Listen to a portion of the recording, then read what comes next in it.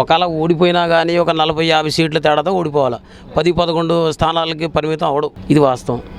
3 లక్షల ఓట్లు ఉంటాయి, 3,50,000 ఓట్లు ఎక్కడి నుంచి పోలేని. ఇప్పుడు ఇవన్నీ ఒక్కొక్కటి తీస్తూనే ఉన్నారుగా బయటికి. ఇప్పుడు మన ఊళ్ళో ఉన్నది 300 ఓట్లు అనుకో, 350 ఓట్లు ఎట్ట పోలైతే ఆ 350లోనే 250 పోలవాలా. ప్రజా వ్యతిరేకత ఉందా?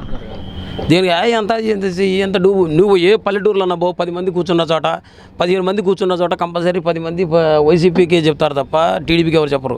ఎక్కడుంది అసలు ఈ టీడీపీకి అయిపోయింది. పవన్ కళ్యాణ్ అంటే పవన్ కళ్యాణ్ కొంచెం తిరిగాడు. పవన్ కళ్యాణ్ కూడా అన్ని సీట్లు రావడం నాకైతే కలగానే ఉంది. రాదు పవన్ కళ్యాణ్ 21 సీట్లు 21 సీట్లు గెలవడం అంటే మామూలు విషయమా?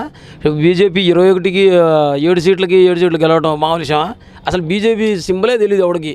మన ఆంధ్రాలో అసలు ఏపీలో ఉందా ఎక్కడన్నా బీజేపీ? అంతకుముందు పోనీ గెలిచిన ఉన్నాయి, ఆ దాఖలాలు ఉన్నాయా? ఎక్కడా లేవు. ఎంత వ్యతిరేకం ఉన్నా కానీ కంపల్సరీ 50-60 సీట్లు జగన్కి ఎట్టి పరిస్థితులు వచ్చాయి. ఇంత దారుణంగా అయితే ఓడిపోయే అవకాశం లేదు. ఇంత వ్యతిరేకం ఉన్నా కానీ 175 సీట్లలో కనీసం ఒక 70-80 సీట్లు పక్కాగా వచ్చాయి. అసలు కనీసం ఎంత తీసేసినా ఒక 50 సీట్లు వచ్చాయి. ఎంత తీసేసినా కానీ ఎంత పనికి రాకుండా పోయినా లేకపోతే. ఎందుకంటే జగన్ ఇచ్చిన డబ్బులు ప్రతి పేదాడు ఇప్పుడు జగన్ ఉన్నట్టయితే 25,000 వచ్చాయి. నాకు సింపుల్గా చెప్తున్నా. అమ్మఒడి 15,000 దాకా వచ్చాయా? ఆటోకు 10,000 వచ్చాయా? ఈ నెలలో వచ్చేయలేను. అంటే జగన్ కంటే ఎక్కువ పథకాలు ఇస్తాను అందువల్ల వీళ్ళ వల్ల కాదండి. జగన్ కంటే ఎక్కువ పథకాలు అవన్నీ సుత్తి మాటలు. వీళ్ళు అంతకుముందు చెప్తున్నా కదా. నేను రాజశేఖర రెడ్డికి హయాంలో ఉన్నప్పుడు నేను రాజశేఖర రెడ్డికి ఓటు వేయలేదు. ప్రజారాజ్యంకే ఓటేసాను నేను. చిరంజీవికి యూత్ లీడర్ మా ఊళ్ళో నేను చిరంజీవికి ఓటేసాం. పక్కాగా చెబుతున్నాగా ప్రజారాజ్యం. అప్పటి నుంచి కూడా రాజశేఖర రెడ్డి ఉన్నప్పుడు కనుక చిరంజీవి ఉన్నట్టయితే ఒక్కరోజు సీఎం అయినా చేసేవాడు కదా అనిపించింది. రాజశేఖర రెడ్డి ఉన్నప్పుడే కనుక చిరంజీవి కాంగ్రెస్లో జాయిన్ అయినట్టయితే కంపల్సరీగా రాజశేఖర రెడ్డి చనిపోయిన తర్వాత ఒక్కరోజు సీఎం అయినా చేసేవాడు. చాలా మిస్ అయ్యా నేను యాక్చువల్గా. చాలా బాధపడ్డాం కూడా. అబ్బా ఎంత పని అయిపోయింది రాని. ఎందుకంటే ఫస్ట్ కాడ నుంచి కూడా చిరంజీవి అభిమానులమే. 600 ఓట్లు ఉన్న కాడ 700 ఓట్లు మెజార్టీ అయిన అదే ఊర్లో ఒక్కొక్క ఊర్లో. అది మనం చూపించడానికి వాళ్ళ గవర్నమెంట్ వాళ్ళ చేతిలోకి వెళ్ళిపోయింది. ఏం చేయలేక సాక్ష్యాలతో సహా చూపిస్తున్నా కానీ నమ్మట్లే జనాల్లోకి అలా చూపించేశారు. పక్కా స్కామే. మోడీ, చంద్రబాబు, పవన్ కళ్యాణ్ ముగ్గురు కలిసి పక్కా స్కామే గెలిచారు. నిజాయితీగా గెలిచింది అయితే కాదు ఇది. ఎందుకని అలా అంటారు? అంటే ప్రజల్లో వ్యతిరేకత ఉంది, ప్రజా మారిపోయి ఈ తీర్పు అంటున్నారు. ప్రజల వ్యతిరేక అసలు ఎందుకు వచ్చింది? ప్రజల వ్యతిరేక ఏమన్నా చేయకుండా ఉండాలి. ప్రజలకి, సామాన్య ప్రజలకు మాకు కావాల్సినవన్నీ చేశాడు ఆయన. ప్రజల వ్యతిరేకత అనేది ఎక్కడా లేదు. మేము ఎలక్షన్ ద్వారాగా మేము తిరిగాము, అలా ఊళ్ళు తిరిగాము, చూసాము, కానీ ఎక్కడ వ్యతిరేకత లేదు. అంతా జగన్ అనే చెప్పారు. ఇప్పుడు ఓట్లు ఎలక్షన్ అయిపోయిన తర్వాత కూడా జగన్ కళ్ళే వేసాము. మరి ఇలా ఎందుకు జరిగిందని ప్రజలు కూడా మళ్ళీ తిరిగి కూడా చెప్తున్నారు. ఇది పక్కా స్కామే, దాంట్లో డౌటే లేదు. అభివృద్ధి కోసం వేశారు, పోలవరం కోసం, అమరావతి కోసం. అభివృద్ధి ఏమీ లేదు. వాళ్ళు ఏంటంటే బియ్యం ధర ఎక్కడ బయట తిని అన్నీ అలాగ జగన్ మీద చెప్తున్నారు కానీ అభివృద్ధి అయితే ఏమీ లేదు. ఆయన కేతిరెడ్డి చూపించాడుగా, అసలు మొత్తం చూపించి అంత వివరంగా చెప్పినా కూడా మరి గవర్నమెంట్ సైలెంట్గా ఉంది. మరి ఎక్కడ జరిగింది? మరి అన్ని తీయొచ్చుగా, తీస్తే వాళ్ళు బయటపడి కుదరదు. అందుకని చెప్పేసి సాక్ష్యాలు సహా చూపించినా కానీ వాళ్ళు నమ్మట్లేదు. ఇంకేం చెప్తారు? 100కి 200% మోసం జరిగిందండి కంపల్సరీగా. దాని మీద విచారణ జరిపించి తగిన న్యాయం చేస్తే బాగుంటుందని నాకే కాదు చాలామంది ఒపీనియన్స్ అలాగే ఉన్నాయి. మరి అందరూ కూడా వాళ్ళ అభిప్రాయాలు వ్యక్తం చేస్తూనే ఉన్నారు కదా. అది పేపర్స్ ద్వారానే జరుగుతుందండి న్యాయం అనేది. అది కరెక్టే. అంటే అభివృద్ధి జరిగిన దేశాల్లో ప్రపంచంలో ఎక్కడా లేదు, మన భారతదేశంలో ఉందని. ఆ దేశాలు మనకి చాలా తేడా ఉందండి. అక్కడ చాలా పక్కాగా రూల్స్ అండ్ రెగ్యులేషన్స్ బాగా పాటిస్తున్నారు. మనకి ఇలా లేదు కదా మన ఇండియాలో. పేపర్ మీద అవునండి, నేను అదే అనేది. వాళ్ళు చాలా సిన్సియర్గా ఉంటున్నారు, జెన్యున్గా ఉన్నారు కాబట్టి వాళ్ళకి అది జరుగుతుంది. మనకు అలా ఉందా? మన వ్యవస్థ ఎలా ఉంది? మన వ్యవస్థలో అంత అన్యాయమే కదా, అధర్మమే చేయిస్తుంది.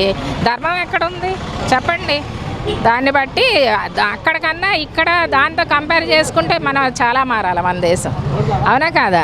చాలా మారాలి మన దేశం. దాంతో కంపేర్ చేసుకోవడం అనవసరం అండి. కొన్ని విషయాలు చేసుకోవచ్చు టెక్నాలజీ పరంగా, మన డెవలప్మెంట్ కోసం కొన్ని విషయాల్లో చేసుకోవచ్చు. కానీ కొన్ని విషయాల్లో మాత్రము మనకి న్యాయం అనేది లేదు. కుల రాజకీయాలు అయిపోయినాయి, న్యాయ వ్యవస్థ అనేది దిగజారిపోతుంది చెప్పాలంటే. దాన్ని బట్టి జగన్మోహన్ గారు చేసిన ట్వీటే సమంజసనీయము. నేను ఒక సోషల్ సర్వీస్ చేస్తూ ఉంటాను, నేను ఆర్ఫనేజ్లో. సో దాన్ని బట్టే న్యాయం అనేది పేదలకు జరిగింది, ఎవరి ద్వారా జరిగిందో ప్రతి ఒక్కళ్ళకి తెలిసింది. దేశ విదేశాల్లో కూడా ఎట్లా మన ఏపీలో ఎలా ఉందో డెవలప్మెంట్, ముందు స్కూల్స్ డెవలప్ అయింది అన్నీ తెలిసిందే కదా విషయాలు. వాళ్ళ ప్రభుత్వం కాబట్టి ఎన్నో ఆరోపణలు చేయడానికి అవకాశం ఉంటుంది. 21, 29 21 గెలవడం.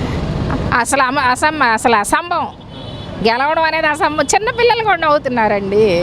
ఒక్క సీట్ రానోడు క్యాలిక్యులేషన్గా ప్లాన్డ్గా ప్రీ ప్లాన్డ్గా చేశారు అంతే. ఇది 100% తెలిసిపోతుంది ప్రజానీకానికి. సామాన్యులకి చేతిలో ఇంటర్నెట్ ఉంది, ప్రతి ఒక్కళ్ళ చేతిలో ఫోన్ ఉంది, ప్రతి ఒక్కళ్ళకి కూడా ఒక చదువు లేని వాళ్ళకి ఒక అవేర్నెస్ ఉంది ఇప్పుడు ఈ రోజుల్లో. దాన్ని బట్టి తెలిసిపోతుంది ఎవరు ఏం చేశారు ఏంటి అనేది 100% తెలుస్తుంది. మరి వాళ్ళ మనసాక్షులకి తెలుస్తుందో లేదో నాకు మరి తెలుస్తుంది. మనసాక్షి అనేది ఉంటుంది, ఖచ్చితంగా తెలుస్తుంది. అంటే మార్పు కోరుకుంది రాష్ట్రం అని చెప్పాలి. రాష్ట్రం మార్పు కోరుకోలేదండి. మార్పు కోరుకుంటే అంత బాగా చేస్తే మరి 1919లోనే వేసేవాళ్ళు కదా, 2019లోనే మరి వచ్చేవాడుగా మళ్ళీ. మరి అప్పుడు ఎందుకు అంత ఓడించారు ప్రజలు? మరి ఏది కాబట్టి ఏం చేయలేదు కాబట్టి మార్పు కోరుకోవడం. ఇప్పుడు గ్రౌండ్ నుండి వస్తుందండి. ఇప్పుడు డెవలప్మెంట్ అనేది ఏంటంటే జగన్మోహన్ రెడ్డి గారు మెయిన్ విద్య, వైద్యం. ప్రజలకి ఏంటంటే కష్టపడుతున్నారు, వాళ్ళకి వాళ్ళ ఇళ్ళ దగ్గరికి వెళ్ళి వాళ్ళకి రేషన్ ఇవ్వడము ఇవన్నీ చేశారు. అది డెవలప్మెంట్ అనేది చెట్టు వేయడంతో కనపడదండి. చెట్టు అయితే విత్తనం వేస్తాము, కొంతకాలానికి దాని ఫలాలు తెలుస్తాయి. ఇంకొక 5 సంవత్సరాలు వచ్చినట్టయితే మాత్రం ఖచ్చితంగా రిజల్ట్ తెలిసేది. బట్ కానీ రానివ్వలేదు వాళ్ళు. వైసీపీ గెలిచి కూర్చుంది. నరేంద్ర మోడీ, చంద్రబాబు, పవన్ కళ్యాణ్ చేసిన కుట్ర ఇదంతా. పవన్ కళ్యాణ్ గెలవలేదు, చంద్రబాబు గెలవలేదు, ఇక్కడ ఎవడు గెలవలేదు. ఇవాళ ఎలక్షన్ పెట్టమని దమ్ముంటే వైసీపీ గెలిచి కూర్చుంటుంది. వైసీపీ మంచి పనులు చేసింది. టీడీపీ ఏం చేసింది? అధికారంలో ఉన్నప్పుడు అంతకుముందు ఏం చేయాలి, ఎప్పుడు ఏం చేయదు. అది ఏంటంటే వాళ్ళు కూటమితో వచ్చారు, వాడుకొట్టారు అంతే. మరి ఇప్పుడు ప్రజల్లో వ్యతిరేకత ఉంది అంటున్నారు. ఎవరికి ఉంటుంది వ్యతిరేకత? ఆడలో ఉందా? పింఛన్ తీసుకున్న వాళ్ళు ఉందా? 30 లక్షల ఇళ్ల స్థలాలు చరిత్రలో ఎవడో ఇవ్వాల. 30 లక్షల ఇళ్ల స్థలాలు ఇచ్చిన మొట్టమొదటి వ్యక్తి జగన్మోహన్ రెడ్డి. ఇంకెందుకు వస్తుంది వ్యతిరేకం? ఎందుకు వస్తుంది? ఎవరు పెడితే వస్తుంది? అన్న కావాలని చంద్రబాబు వచ్చి ఏదో చేస్తాడు, ఏదో ఉంటుందని, కానీ ఏం ఉండదన్న విషయం ఇలా తెలియదు. ఓపుకుండి జగన్ మీద మళ్ళీ పోటీ చేసుకోమను. 150 ఎమ్మెల్యేలు ఫస్ట్లో 67 సీట్లు వచ్చినాయి జగన్కి, ఓడిపోయాడు. 102 వచ్చినాయి. ఇవి మరీ అంత దారుణంగా ఎందుకు వస్తాయి?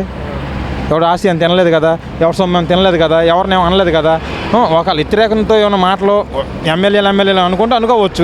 అంత వ్యతిరేకం ఎందుకు వచ్చింది? 11 సీట్ల ఎవడన్నా నమ్ముతాడు ఇది? ఈ కుట్రాకాకి ఏంటి? ఆడ ఓట్లు ఏమైనాయి? ఒక 30 అని రావాలిగా. అమ్మఒడి వేయటం, స్కూళ్ళు, చరిత్రలో ఇంగ్లీష్ మీడియం ఎప్పుడైనా ఉందా? చంద్రబాబు ఏం ఇప్పుడు చేశాడా? మరి 11 సీట్లు వస్తాయి. జగన్ అంత అమ్మాయిక్కడ అంత పిచ్చోడా? లేకపోతే జగన్ పనులు చేయలేదా? కళ్ళకు కనపడుతున్నాయిగా. అమ్మఒడి వేసాడు, బళ్ళు బాగా చేశాడు, రైతు భరోసా వేసాడు, మరి 40 సంవత్సరాలు డబ్బులు వేసాడు, మరి ఆటో వాళ్ళకి వేసాడు, ఎన్ని వేసాడు. జగన్ అన్న చేయింది ఏంటి? ఒక రాజధాని ఒకటి కట్టలేదు, అదొకటి నయనేస్తా. రాజధానిలో చేసే ఏమున్నాయి? కావాలని కూటమితో వచ్చిన కుట్ర, ఏం లేదన్న. ఇంతవరకు ఇండియాలో ప్రజల్ని మోసం చేసిన సీఎంలు ఉన్నారు, కానీ సీఎంని మోసం చేసిన ప్రజలు ఫస్ట్ టైం ఉన్నారు ఆంధ్రప్రదేశ్లో అని 2-3 చోట్ల ఎడిటోరియల్లో కూడా రాశారు. దైనిక్ భాస్కర్ ఉన్నాయి, 2-3 ఉన్నాయి, వాటిలో రాశారనమాట. అంటే ఏంటంటే వీళ్ళకి ఏముందంటే ఎప్పుడో జరిగింది కదా ఇది, అప్పుడు ఇవ్వలేదంటే ఇప్పుడు ఇస్తాడంటే పవన్ కళ్యాణ్ కూడా ఉన్నాడు, ఇప్పిస్తాడేమో. పవన్ కళ్యాణ్ దగ్గర కోట్లు మూలుగుతుంది. ఎక్కడ మూలుగుతుంది? ఇవన్నీ లక్షల కోట్లతో పని, అర్థమైందా? అంచేత ఇవన్నీ జరిగే పనులు కాదని నేను అనుకుంటున్నా. This is my opinion, personal opinion ఇది నాది. జగన్ ఓటమి కారణాలు ఏంటన్నా? జగన్ ఓటమికి కారణాలు ఏమి లేవమ్మా. పబ్లిసిటీ ఎక్కువైపోయింది, ఇప్పుడు బ్యాడ్ ప్రోపగండా ఎక్కువైపోయింది. అదొకటి.